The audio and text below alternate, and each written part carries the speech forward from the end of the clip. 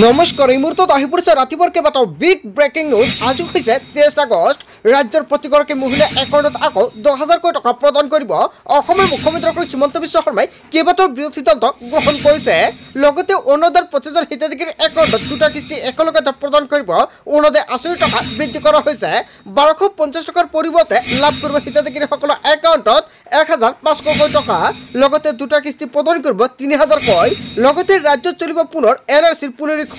মুখ্যমন্ত্ৰী হিমন্ত বিশ্ব শৰ্মা চৰকাৰে লাখ লাখ ৰেচন কাৰ্ডৰ হিতাধিকাৰীৰ বাবে এটা ভাল খবৰ দিলে। যদি আপোনাৰ ৰেচন কাৰ্ড নাই নতুনকৈ কৰিব পাৰিব আবেদন। লগতে লাখ লাখ দুখীয়াই লাভ কৰিব নতুনকৈ চৰকাৰী কৰৰ সুবিধা। লগতে কেইবাটাও ৰাজনৈতিক খবৰৰ লগতে অৰাজনৈতিক খবৰ যুগুত কৰা হৈছে আজিৰ দিনটোত। গোটেই অসম তথা ভাৰতৰ বিভিন্ন প্ৰান্তৰ পৰা যুগুত হৈছে কেইবাটাও ডাঙৰ খবৰ। এনেবোৰ খবৰ নিতৌ পাই থাকিবলৈ চেনেলটি ছাবস্ক্ৰাইব কৰি ভিডিঅ'ত এটা লাইক কৰিবলৈ নাপাহৰিব। আজিৰ আমাৰ প্ৰথমটো খবৰ এক গুৰুত্বপূৰ্ণ খবৰ হৈছে অসমবাসীৰ বাবে এটা ডাঙৰ খবৰ। ৰাজ্যত পুনৰ হ'ব NRCৰ পুনৰীক্ষণ। NRCৰ পুনৰীক্ষণক লৈ উচ্চতম ন্যায়ালয়ৰ ডাঙৰ নিৰ্দেশনা। বৰ্তমান যিখন NRC প্ৰস্তুত হৈছে সেইখন যথেষ্ট ত্ৰুটিপূৰ্ণ হয়। বন্ধু বান্ধৱীসকল, কেইবাটাও গুৰুত্বপূৰ্ণ খবৰ আহি পৰিছে। NRCত আপোনাৰ নাম আছে নে নাই? যদি আপোনাৰ নামটো নাই তেনে ক্ষেত্ৰত আপোনাৰ বাবে এটা ভাল খবৰ আহিব পাৰে, কিয়নো পুনৰীক্ষণ কৰা হ'ব। যিহেতু NRCখন এতিয়া চূড়ান্ত হোৱা নাই, সেয়েহে যিখন NRC হ'ব সেইখন ত্ৰুটিমুক্ত হ'ব লাগিব বুলি ডাঙৰ মন্তব্য কৰিছে। যিসকলৰ NRCত নাম নাই সেইসকলৰ বাবে এটা ভাল খবৰ। যদি আপোনাৰ নামটো আছে তেনে ক্ষেত্ৰত আপুনি কি বিচাৰে, পুনৰীক্ষণ বিচাৰে নাই, নিশ্চয় কমেণ্ট কৰি জনাই দিব। NRCৰ পুনৰীক্ষণৰ বাবে প্ৰাক্তন সম্পূৰ্ণ হিতেশ দেৱ শৰ্মাই উচ্চতম ন্যায়ালয়ত দাখিল কৰিছিল লেখ আবেদন। পূৰ্বৰ NRCৰ পৰা 19 লাখ মানুহ বাদ পৰিছিল, কিন্তু বাদ পৰা এই 19 লাখ মানুহ কোন বুলি এতিয়া ডাঙৰ প্ৰশ্ন উত্থাপিত কৰিছে SCৰ ফালৰ পৰা।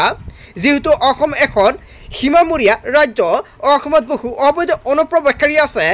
এইখন ত্ৰুটিমুক্ত NRC হোৱাটো ৰাষ্ট্ৰীয় সুৰক্ষাৰ দিশৰ পৰা অত্যন্ত জৰুৰী। সেই কথা আজি মহামান্য উচ্চতম ন্যায়ালয়ে মানি লৈছে। NRCৰ পুনৰীক্ষণৰ নিৰ্দেশ দিয়ে। ৰাজ্যত পুনৰ হ'ব NRCৰ পুনৰীক্ষণ। এটা বিগ ব্ৰেকিং নিউজ আহি পৰিছে। আজিৰ ভিডিঅ'টো সকলোৱে বেছিকৈ শ্বেয়াৰ কৰি দিব। জনতাই কি ক'ব, জনতাই বিচাৰে নাই, নিশ্চয় কমেণ্ট বক্সত জনাই দিব। তাৰপিছত অসমবাসী ৰাজক জনাইছে আমাৰ পৰৱৰ্তী খবৰ এক গুৰুত্বপূৰ্ণ খবৰ, লগতে ডাঙৰ খবৰ। আজিৰ পৰা পাব 10,000 টকা। আপোনাৰ একাউণ্টত যদি এতিয়ালৈকে 10,000 টকা পোৱা নাই, আপোনাৰ বাবে এটা ভাল খবৰ আহি পৰিছে। আজিৰ পৰা 28 ছেপ্টেম্বৰলৈকে লাখ লাখ মহিলাই পাব এই টকা। মুকলি হ'ল ধন বিতৰণ প্ৰক্ৰিয়া। অসমৰ মুখ্যমন্ত্ৰী হিমন্ত বিশ্ব শৰ্মাই তাৰিখ ঘোষণা কৰিছে। সাজু হ'ল নতুন তালিকা। 22 আগষ্টত নলবাৰী মহিলাৰ একাউণ্টত 10,000 টকা প্ৰদান কৰা হৈছে। যদি নলবাৰী মহিলাসকলৰ একাউণ্টত 10,000 টকা পোৱা নাই বা 10,000 টকাৰ চেক পোৱা নাই, কমেণ্ট কৰি জনাই দিব। লগতে 23 আগষ্টত জাগিৰোডৰ মহিলাই লাভ কৰিব ধনৰাশি। হয় বন্ধু বান্ধৱীসকল, আজি জাগিৰোডত চৰকাৰে প্ৰদান কৰিব 10,000 টকাৰ চেক। আপুনি চেকটো পাইছে নে নাই, নিশ্চয় কমেণ্ট কৰি জনাব। কেৱল এয়াই নহয়, 24 আগষ্টত মাৰ্কেটৰ মহিলাই পাব 10,000 টকা। 25 আগষ্টত ধুবুৰীৰ মহিলাই লাভ কৰিব 10,000 টকা। SIG কোটাৰ প্ৰতিজন মহিলাৰ বাবে এটা ভাল খবৰ। যদি আপুনি এজন আত্মীয় কোটাৰ হিতাধিকাৰী তেনে ক্ষেত্ৰত আপোনাৰ বাবে ভাল খবৰ আহি পৰিছে। 1 ছেপ্টেম্বৰত পাথাৰকান্দিৰ মহিলাই লাভ কৰিব 10,000 টকা। 2 ছেপ্টেম্বৰত হোজাইত মহিলাই লাভ কৰিব 10,000 টকা। 3 ছেপ্টেম্বৰত জালুকবাৰী আৰু লাহৰীগড়ৰ মহিলাই লাভ কৰিব 10,000 টকা। তালিকাত আপোনাৰ সমষ্টিৰ নামটো আছে নে নাই? যদি নাই, নিশ্চয় কমেণ্ট বক্সত জনাই দিব। সম্পূৰ্ণকৈ কমেণ্টত ৰিপ্লাই দি দিম। কেৱল এয়াই নহয়, 4 ছেপ্টেম্বৰত ঢেকীয়াজুলিত মহিলাই লাভ কৰিব 10,000 টকা। 6 ছেপ্টেম্বৰত মাইনকাছৰৰ মহিলাই লাভ কৰিব 10,000 টকা। 16 ছেপ্টেম্বৰত গৌৰীপুৰৰ মহিলাই লাভ কৰিব 10,000 টকা। 25 ছেপ্টেম্বৰত বিশ্বনাথৰ মহিলাই লাভ কৰিব 10,000 টকা। কেৱল এয়াই নহয়, 26 ছেপ্টেম্বৰত জোনেৰ মহিলাই লাভ কৰিব 10,000 টকা। 27 ছেপ্টেম্বৰত তিনিচুকীয়াৰ মহিলাই লাভ কৰিব 10,000 টকাৰ প্ৰথম কিস্তি। 28 ছেপ্টেম্বৰত ৰংখাঙৰ মহিলাই লাভ কৰিব 10,000 টকা। অসমৰ মুখ্যমন্ত্ৰী হিমন্ত বিশ্ব শৰ্মাই সময়সীমা ঘোষণা কৰিছে। যদি আপোনাৰ সমষ্টিৰ নাম তালিকাত নাই, নিশ্চয় কমেণ্ট কৰি জনাই দিব। নেক্সট ভিডিঅ'ত সম্পূৰ্ণকৈ জনাই দিম। মুখ্যমন্ত্ৰী হিমন্ত বিশ্ব শৰ্মাই প্ৰত্যেকটো সমষ্টিত যাব আৰু 10,000 টকাৰ চেক প্ৰদান কৰিব। তাৰপিছত অসমবাসী ৰাজক জনাইছে আমাৰ পৰৱৰ্তী খবৰ এক গুৰুত্বপূৰ্ণ খবৰ, লগতে ডাঙৰ খবৰ। নলবাৰীৰ পৰা মুখ্যমন্ত্ৰী হিমন্ত বিশ্ব শৰ্মাই ৰাজ্যবাসীক দিলে ভাল খবৰ। নলবাৰীত 10,000 টকা প্ৰদান কৰি মুখ্যমন্ত্ৰী হিমন্ত বিশ্ব শৰ্মাই বৃহৎ মন্তব্য কৰিছে। 11টাকৈ বৃহৎ ঘোষণা কৰিছে অসমৰ মুখ্যমন্ত্ৰী হিমন্ত বিশ্ব শৰ্মাই। 17 ছেপ্টেম্বৰৰ পৰা লাভ কৰিব অৰুণোদয়ৰ ধনৰাশি। অক্টোবৰৰ পৰা সোমাব নিযুত মইনা আঁচনিৰ ধনৰাশি। অসমৰ মুখ্যমন্ত্ৰী হিমন্ত বিশ্ব শৰ্মাই এটা নহয় দুটা নহয় কেইবাটাও নতুন আঁচনিৰ কথা উল্লেখ কৰিছে।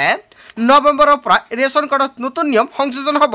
হয় বন্ধু বান্ধৱীসকল, যদি আপোনাৰ ৰেচন কাৰ্ড আছে আপোনাৰ বাবে এটা ভাল খবৰ। নতুন নিয়মেৰে ল'ব লাগিব আপোনাৰ ৰেচন, কিয়নো চাউলৰ লগতে সুলভ মূল্যৰ লাভ কৰিব দালি, চেনি আৰু নিমখ। মেট্ৰিক দিবলগীয়া পৰীক্ষাৰ্থীয়ে মাহেকত লাভ কৰিব 300 টকা। জানুৱাৰীত গেছৰ চিলিণ্ডাৰ ক্ৰয় কৰিলে আপুনি 250 টকাকৈ ৰাজসাহায্য লাভ কৰিব। ৰাজসাহায্যসহ জানুৱাৰীৰ পৰা অৰুণোদয়ৰ ধন পাব 1500 টকাকৈ। অনাগত 6 মাহত মধ্যবিত্ত লোকৰ বাবে চৰকাৰে কেইবাটাও অবিলাসী আঁচনিৰ কথা ঘোষণা কৰিছে বা পদক্ষেপ হাতত লৈছে। নলবাৰীত উপস্থিত হৈ অসমৰ মুখ্যমন্ত্ৰী ডক্টৰ হিমন্ত বিশ্ব শৰ্মাৰ বৃহৎ ঘোষণা। যদি অৰুণোদয়ৰ তালিকাত আপোনাৰ নামটো নাই, আপুনি নতুনকৈ কৰিব পাৰিব আবেদন। অৰুণোদয় 2.0, অৰুণোদয় 3.0 টকা চৰকাৰে 17 ছেপ্টেম্বৰত প্ৰদান কৰিব। যদি আপোনাৰ একাউণ্টৰ কিবা সমস্যা আছে অতি শীঘ্ৰ সমাধান কৰক, বা যদি আপুনি এতিয়ালৈকে ডিবিটি লিংক কৰা নাই অতি শীঘ্ৰে ডিবিটি লিংক কৰাই ৰাখক, অন্যথা আপোনাৰ একাউণ্টত টকা প্ৰদান কৰিলেও আপুনি নাপাব। আৰু আজিৰ ভিডিঅ'টো সকলোৱে বেছিকৈ তাৰপিছত অসমবাসী ৰাজুক জনাইছো আমাৰ পৰৱৰ্তী খুবেই গুৰুত্বপূৰ্ণ খবৰ, লগতে ডাঙৰ খবৰ। মিয়াৰ দপদপনি আৰু সহ্য কৰা নহ'ব, প্ৰয়োজনত লোৱা হ'ব কঠোৰ ব্যৱস্থা। মুখ্যমন্ত্ৰীৰ আহ্বান যিদৰে উচ্ছেদ কৰিছে সেইদৰে মিয়াসকলক বিতৰণ কৰক, অন্যথা আমি আইন হাতত তুলি ল'বলৈ বাধ্য হ'ম। দল সংগঠনে ডাঙৰ মন্তব্য কৰিছে, অবৈধ যিসকল লোক আছে তেওঁলোক সঁচাকৈ ভয়ংকৰ জাতি। অসম সুৰক্ষাৰ বাবে আন্তঃৰাজ্যিক প্ৰপত্ৰ প্ৰদানৰ দাবী অসম যুৱ মঞ্চৰ তৰফৰ পৰা কেইবাটাও ডাঙৰ মন্তব্য কৰিছে। মিয়া মানে গুৰুচৰ। হয় বন্ধু বান্ধৱীসকল, মিয়াসকলক গুৰুচৰ আখ্যা দিছে মিয়া যুৱ মঞ্চৰ তৰফৰ পৰা। মিয়া মানে হৈছে অৰ্থনৈতিক কাম কৰা লোক। হয় বন্ধু বান্ধৱীসকল, এটা ডাঙৰ খবৰ আহি পৰিছে। সঁচা অৰ্থত মিয়াসকলৰ লাজ নাই। ইমান খেদাৰ পিছতো বাৰে বাৰে উজনিলৈ ঘূৰি আহে একাংশ মিয়া। মিয়াক যদি এতিয়াই বিতৰণ নকৰে তেন্তে পিছলৈ ভয়ংকৰ হ'ব পৰিস্থিতি। মিয়াই কিদৰে ভয়ংকৰ ৰূপ লৈছে সেয়া সময়ে সময়ে দেখা গৈছে। যিসকলে মিয়াক প্ৰশ্ৰয় দিয়ে তেওঁলোকে দেশদ্ৰোহী বুলি গণ্য কৰা হ'ব। মিয়াৰ বিৰুদ্ধে অসমীয়া যুৱ মঞ্চৰ গৰ্জন। হয় বন্ধু বান্ধৱীসকল, অসমীয়া যুৱ মঞ্চৰ তৰফৰ পৰা যিকেইটা মন্তব্য কৰিছে মিয়াক লৈ আপুনি কি ক'ব? যদি আপোনাৰ কিবা মন্তব্য কৰিব লগা থাকে আপোনালোকৰ মন্তব্য নিশ্চয় কমেণ্ট কৰি জনাই দি ভিডিঅ'টি শ্বেয়াৰ কৰি দিব। তাৰপিছত অসমবাসী ৰাজুক জনাইছো আমাৰ পৰৱৰ্তী খুবেই গুৰুত্বপূৰ্ণ খবৰ, লগতে ডাঙৰ খবৰ। মিয়া নহ'লে উজনিৰ উন্নয়ন হ'ব স্তব্ধ। থলুৱা মানুহৰ আৱেগ অনুভূতিক লৈ হেতালি খেলিছে মুখ্যমন্ত্ৰীগৰাকী। প্ৰথমতে অসমত বহিৰাগতৰ দপদপনি বন্ধ কৰক মুখ্যমন্ত্ৰী ডক্টৰ হিমন্ত বিশ্ব শৰ্মাই। মিয়াসকল শ্ৰমজীৱী লোক।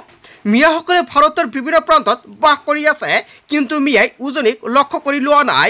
উজনি অসমৰ ভূমি কোনো মিয়াই ক্ৰয় নকৰে। চিতু বৰুৱাৰ দৰে লোকে মিয়াৰ পৰা ধন দাবী কৰিছে। চিতু বৰুৱাৰ দৰে ব্যক্তিৰ উদ্ভণ্ডালি বন্ধ কৰক। চিতু বৰুৱাক আটক কৰাৰ পৰিৱৰ্তে ৰক্ষণাবেক্ষণ দিছে চৰকাৰে। কাৰোবাৰ যদি বৈধ নথি পত্ৰ নাই তদন্তৰ জৰিয়তে সমাধান উলিয়াওক। মিয়াক উজনিৰ পৰা খেদি পঠিওৱাৰ ফলত উজনি অসমৰ উন্নয়ন স্থগিত হৈছে। হয় বন্ধু বান্ধৱীসকল, এটা বিগ আপডেট আহি পৰিছে। শ্ৰমিকৰ অভাৱৰ বাবে ইটা ভাটা বন্ধ হৈ পৰিছে। মিয়া মুছলমানক উজনিৰ পৰা খেদা অসম ৰক্ষা কৰিব বিচাৰিছে। ইয়াত আমাৰ আপত্তি আছে। যদি সঁচাকৈ অসম সুৰক্ষিত কৰিব বিচাৰিছে তেনে ক্ষেত্ৰত আইনৰ জৰিয়তে ইয়াৰ ব্যৱস্থা লওক। অসমীয়া যদি সুৰক্ষা বিচাৰিছে তেন্তে 6 জনগোষ্ঠীৰ সুৰক্ষাৰ ব্যৱস্থা কৰক। অসম সংখ্যালঘু সংগ্ৰাম পৰিষদৰ গৰ্জন। হয় বন্ধু বান্ধৱীসকল, অসম সংখ্যালঘু সংগ্ৰাম পৰিষদৰ তৰফৰ পৰা যিকেইটা মন্তব্য কৰা হৈছে আপুনি কি ক'ব? যদি আপোনাৰ কিবা ক'ব লগা থাকে আপোনাৰ মন্তব্যটো নিশ্চয় কমেণ্ট কৰি জনাই দিব। তাৰপিছত অসমবাসী ৰাজুক জনাইছো আমাৰ পৰৱৰ্তী খুবেই গুৰুত্বপূৰ্ণ খবৰ, লগতে ডাঙৰ খবৰ। অথলৈ গ'ল নেকি উৰিয়াম ঘাটৰ উচ্ছেদ অভিযান? ইয়াক লৈ এটা ডাঙৰ প্ৰতিক্ৰিয়াৰ সৃষ্টি হৈছে। নগাৰ আগ্ৰাসনত ভয়ংকৰ পৰিৱেশ। অসম আৰক্ষীয়ে নগাক কৰিছে হাতজৰ। উচ্ছেদস্থলীত বন বিভাগে ৰোপণ কৰিবলৈ গৈছিল গছপুলি। নগাই প্ৰশাসনক গছপুলি ৰোপণত দিলে বাধা। উত্তপ্ত পৰিৱেশত অসম আৰক্ষীয়ে নগাৰ সন্মুখত কৰিলে নতশিৰ। সৰুপথাৰ সমজিলা আয়ুক্তৰ দাসৰা মন্তব্য। হয় বন্ধু বান্ধৱীসকল, এটা বিগ আপডেট আহি পৰিছে। আজিৰ ভিডিঅ'টো সকলোৱে বেছিকৈ শ্বেয়াৰ কৰি দিয়ক। এটা বেয়া খবৰ আহি পৰিছে। তাৰপিছত অসমবাসী ৰাজুক জনাইছো আমাৰ পৰৱৰ্তী খুবেই গুৰুত্বপূৰ্ণ খবৰ, লগতে ডাঙৰ খবৰ। মিয়াৰ বিৰুদ্ধে মাত মতা উজনিৰ বীৰসকল এতিয়া ক'ত পলাল? এনেকুৱাকৈ কেইবাটাও ডাঙৰ মন্তব্য কৰিছে। দেশী জনগোষ্ঠীয় লোকক বাছৰ পৰা ৰখা বীৰকেইজন ক'ত গ'ল? আৰু সেই বীৰকেইজন এতিয়া উৰিয়াম ঘাটলৈ যাওক। সকলোৱে মিলি বীৰসকল আহ্বান জনাওক উৰিয়াম ঘাটলৈ যাবলৈ। বীৰসকলে নগৰ আগ্ৰাসনৰ পৰা উৰিয়াম ঘাটক বচাওক। যদি পাৰে উৰিয়াম ঘাটলৈ যাওক। এনেকুৱাকৈ ডাঙৰ মন্তব্য কৰিছে। হাঁহৰ ওপৰত শিয়াল ৰজা দেখাই লাভ নাই। য'ত নগাই আগ্ৰাসন দেখাইছে তাতে বীৰত্ব দেখুৱাওক শৃংখল যিটো তুলথুনা কৰিছে ইউনুছ তামুলীৰ হয় বন্ধু বান্ধৱীসকল ইউনুছ তামুলীয়ে যিকেইটা মন্তব্য কৰিছে জিতু বৰা আৰু শৃংখল চলিহাৰ বিৰুদ্ধে আপুনি কি ক'ব তাৰপিছত অসমবাসী ৰাজক জনাইছে আমাৰ পৰৱৰ্তী খবৰ গুৰুত্বপূৰ্ণ খবৰ লগতে ডাঙৰ খবৰ উৰিয়ামঘাটত কোনো নগাই আগ্ৰাসন চলোৱা নাই উৰিয়ামঘাটত একাংশ কোটিপতি মিয়াই সংগত লগাৰ অপচেষ্টা চলাই আহিছে একাংশ কোটিপতি মিয়াই ড্ৰাগছ বা শিলৰ কুঁৱৰী আৰু চুপাৰী আদিৰ অবৈধ সাম্ৰাজ্য চলাই আছে এটা ডাঙৰ খবৰ আহি পৰিছে আসলতে নগাই উৰিয়ামঘাটত সাম্ৰাজ্য চলাইছে নেকি বা কোনো ধৰণৰ অপব্যৱহাৰ কৰিছে নেকি বা মাটি দখল কৰিছে নেকি এই সকল অপৰাধৰ সৈতে জড়িত মিয়াই তৃতীয় পক্ষৰ সৈতে সংঘাত লগাৰ অপচেষ্টা চলাইছে বুলি এটা ডাঙৰ খবৰ আহি পৰিছে কেৱল ধনৰ বিনিময়ত সীমান্তত সংঘাত লগাবলৈ চেষ্টা কৰি আহিছে অপৰাধজনিত নাগালেণ্ডত কিছু লোকৰ প্ৰভাৱিত কৰিবলৈ চেষ্টা কৰিছে গতিকে অসমৰ মাটি নাগালেণ্ডে বিচাৰিব লাগে চৰকাৰীভাৱে বিচাৰিব লাগে কোনোৱাই নাম